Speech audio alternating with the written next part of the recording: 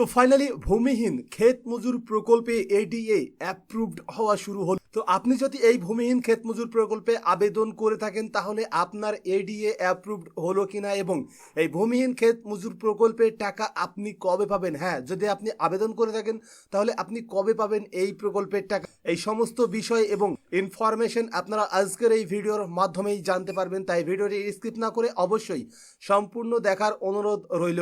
আর চ্যানেলটি সাবস্ক্রাইব করে রাখবেন পরবর্তীতে এমনই গুরুত্বপূর্ণ ভিডিও দেখার জন্য। তার সঙ্গে যদি আপনি ভিডিওটি ফেসবুক থেকে দেখেন তাহলে পেজটি ফলো করে রাখবেন। তো এবার ভূমিহীন ক্ষেত মজুর প্রকল্পে এডিএ অ্যাপ্রুভড হওয়া তো শুরু হয়ে গিয়েছে, এতে কোনো সন্দেহ নেই, তবে সবার কিন্তু এখনো পর্যন্ত হয়নি। এবার আপনার হয়েছে কিনা সেটি দেখতে চাইলে আপনাকে কি করতে হবে যে না, ভূমিহীন ক্ষেত মজুর প্রকল্পের যে অফিসিয়াল পোর্টাল, এই পোর্টালে আসতে হবে। তো এই অফিসিয়াল ওয়েবসাইটে আসার পরেই এখানে আপনারা দেখতে পেয়ে যাবেন about project, now your application status.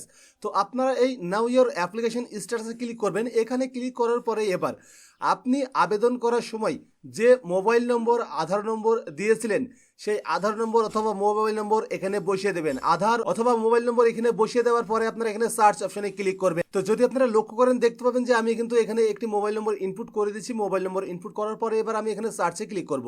সার্চে ক্লিক করার পরে দেখতে পাচ্ছেন এখানে কিন্তু নো রেকর্ড ফাউন্ড দেখাচ্ছে, অর্থাৎ এখানে যে মোবাইল নম্বরটি আমি দিয়েছি এই মোবাইল নম্বর দিয়ে যে ফর্মটি আমি জমা করেছি সেই ফর্ম এখনো অনলাইনে এন্ট্রি হয়নি। এবার এখানে আমি আরো একটি অন্য মোবাইল নম্বর ইনপুট করেছি, তারপরে আমি এখানে সার্চে ক্লিক করব। তো সার্চে ক্লিক করার পরে আপনারা এখানে দেখতে পাচ্ছেন এর নামটি কিন্তু এন্ট্রি হয়ে গেছে, অর্থাৎ এখানে যে মোবাইল নম্বরটি দেওয়া হয়েছে এই মোবাইল নম্বরে যে ফর্মটি জমা পড়েছে সেই ফর্মটি অলরেডি কিন্তু অনলাইন হয়ে গেছে। এখানে আপনারা দেখতে পেয়ে যাবেন name of the applicant, mobile number, district, block নাম এবং এখানে স্ট্যাটাস দেখতে পাবেন কুইক রেজিস্ট্রেশন। যদি অ্যাপ্লিকেশন রিজেক্ট হয় তাহলে এখানে রিমার্কসে সেটি দেখিয়ে দেবে কি কারণে রিজেক্ট হয়েছে। তো এবার এখানে আপনারা দেখতে পাচ্ছেন এই অ্যাপ্লিক্যান্টের স্ট্যাটাস কিন্তু কুইক রেজিস্ট্রেশন লেখা রয়েছে। এবার এটা আমি আপনাদেরকে নতুন আরো একটি ট্যাবে নিয়ে যাই। তো নতুন এই ট্যাবে আসার পরে এখানে আমি পুনরায় অন্য একটি মোবাইল নম্বর ইনপুট করলাম। অন্য একটি মোবাইল নম্বর ইনপুট করে এখানে আমি সার্চে ক্লিক করব। তো সার্চে ক্লিক করার পরে আপনারা এখানে দেখতে পাচ্ছেন নেম অফ দ্য অ্যাপ্লিক্যান্ট, অ্যাপ্লিক্যান্টের নাম এখানে দেখতে পেয়ে যাবেন, মোবাইল নম্বর এখানে, ডিস্ট্রিক্ট, ব্লক নাম এখানে দেখতে পাবেন। এখানে দেখুন status ADA approved, ADA approved already কিন্তু এই কৃষকের হয়ে গেছে। আর যদি আপনি এই কৃষকের স্ট্যাটাসটি দেখেন তাহলে এখানে দেখতে পাবেন কুইক রেজিস্ট্রেশন। তো এই কুইক রেজিস্ট্রেশন এবং এডিএ অ্যাপ্রুভড এটার মধ্যে পার্থক্য কি রয়েছে? তো কুইক রেজিস্ট্রেশন মানে আপনার ফর্মটি যখনই অনলাইন এন্ট্রি করা হবে ব্লক থেকে তখন আপনার স্ট্যাটাসে কিন্তু কুইক রেজিস্ট্রেশন দেখাবে। আর যখনই সেটি ধাপে ধাপে পরিবর্তন হবে, যেমন এখানে এডিএ অ্যাপ্রুভড লেখাটি কিন্তু চলে এসেছে, অর্থাৎ এডিএ যখন অ্যাপ্রুভড করে দেবেন তখন কিন্তু আপনার স্ট্যাটাসের ঘরে এডিএ অ্যাপ্রুভড লেখাটি চলে আসবে। তো আপনারা অন স্ক্রিনে যে কৃষকের স্ট্যাটাস দেখতে পাচ্ছেন ইনার কিন্তু এডিএ অ্যাপ্রুভড অলরেডি হয়ে গেছে। এডিএ অ্যাপ্রুভড হয়ে যাওয়ার পরেই এখন অপেক্ষা করতে হবে। এখন আসি আসল কথায় যে এই প্রকল্পে টাকা কবে দেওয়া হবে। এখানে তো স্ট্যাটাসের পরিবর্তন হচ্ছে, কুইক রেজিস্ট্রেশন থেকে ধাপে ধাপে যে স্ট্যাটাসগুলো আসে সেগুলোর তো পরিবর্তন হচ্ছে। ফাইনালি এখানে এডিএ অ্যাপ্রুভড হওয়াও শুরু হয়ে গেছে। তার মানে এখানে আপনাকে বুঝতে হবে যে এই প্রকল্পের টাকা খুব শীঘ্রই দিতে চলেছে সরকার। তবে খুব শীঘ্রই বলে এমন নয় যে 2-5 দিন বা 10 দিনের মধ্যে আপনারা পেয়ে যাবেন, কারণ এখানে সমস্ত কৃষকের ডাটা এন্ট্রি হবে, তারপরে তাদের যে ভেরিফিকেশন সেগুলো কমপ্লিট হবে। ভেরিফিকেশন কমপ্লিট হবার পরে এখানে আপনারা স্ট্যাটাসের ঘরে এডিএ অ্যাপ্রুভ লেখা দেখতে পাচ্ছেন, এই জায়গাতে কিন্তু অ্যাকাউন্ট ভ্যালিড লেখা থাকবে। এখানে যখনই অ্যাকাউন্ট ভ্যালিড লেখা চলে আসবে তখন আপনি বুঝে যাবেন যে আপনার স্ট্যাটাসের লাস্ট ধাপে আপনি পৌঁছে গিয়েছেন।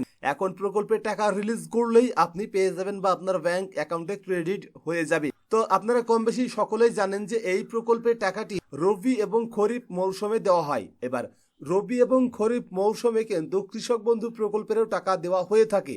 তো এই যে ক্ষেত মজুর প্রকল্পটি চালু করা হয়েছে, এই প্রকল্পের টাকা কবে দেওয়া হবে এই বিষয়ে যদি আমি আপনাদেরকে জানাতে চাই তাহলে আপনারা একটি কথা মাথায় রাখবেন যে কৃষক বন্ধু প্রকল্পের টাকা যে সময়ে, যে তারিখে, যে দিনে আপনারা পাবেন, মানে কৃষক বন্ধু প্রকল্পে যাদের নাম নথিভুক্ত রয়েছে তারা যেদিন কৃষক বন্ধু প্রকল্পের টাকা পাওয়া শুরু করবে ঠিক সেই দিন থেকে এই ক্ষেত মজুর প্রকল্পের টাকাও দেওয়া শুরু করবে সরকার।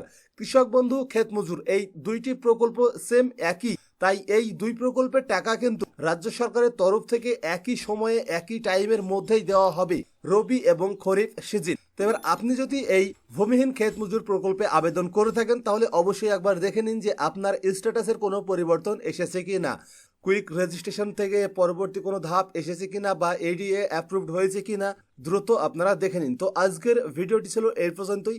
তো আজকের এই ভিডিওর মাধ্যমে আপনাদেরকে এই ছোট্ট একটি ইনফরমেশন দেওয়ার ছিল যে ক্ষেত মজুর প্রকল্পে এডিএ অ্যাপ্রুভড করা শুরু হয়ে গিয়েছে। আর এরকমই গুরুত্বপূর্ণ ভিডিও যদি আপনি পরবর্তীতে দেখতে চান তাহলে অবশ্যই চ্যানেলটি সাবস্ক্রাইব করে রাখবেন, পাশের বেল আইকনটি অল করে রাখবেন। ভিডিওটি ফেসবুক থেকে দেখলে ফেসবুক পেজটিও ফলো করে রাখবেন। এছাড়াও ছোটখাটো নিত্য নতুন গুরুত্বপূর্ণ আপডেট আমরা আমাদের হোয়াটসঅ্যাপ এবং টেলিগ্রাম চ্যানেলে দিয়ে থাকি, আপনারা সেখানেও আমাদের ফলো করে নেবেন। তো আজকের ভিডিও শুরু থেকে শেষ পর্যন্ত দেখার জন্য আপনাকে অসংখ্য ধন্যবাদ।